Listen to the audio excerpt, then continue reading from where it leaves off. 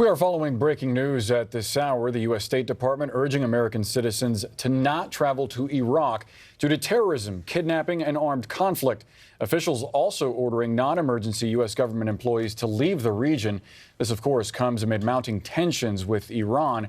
And as CNN has confirmed that there's an option to send more than 100,000 troops to the Middle East to counter Iran, and that it was discussed at a recent White House national security meeting.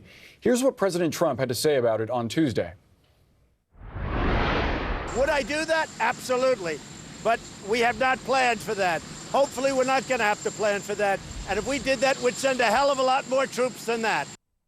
Two U.S. officials described the national security meeting as a prudent measure driven by an interest in being ready for anything. We turn now live to Tehran, bringing in CNN's Frederick Pleiken. Fred, good morning to you. I'm wondering how this news of the U.S. warning for citizens not to travel to Iraq, how is that being received in Tehran? We know part of the reason for this escalation is because of American fears of Iranian-backed militias in Iraq.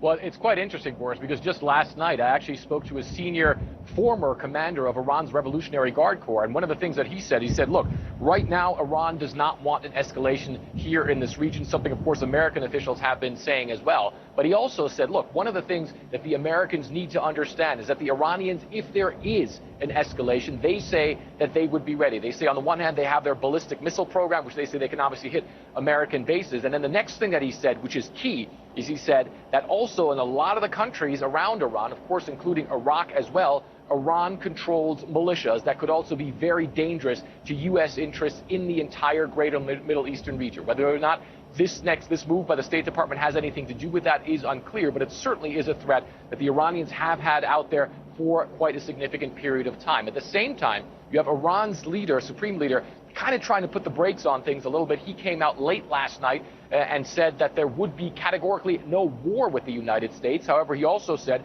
that the Iranians would, as he put it, continue to resist. And he said that he believes in the end, the U.S. will have to retreat, essentially saying that Iran will outlast the U.S. here in this region. Supreme leader also saying absolutely no negotiations with the Trump administration possible at this time.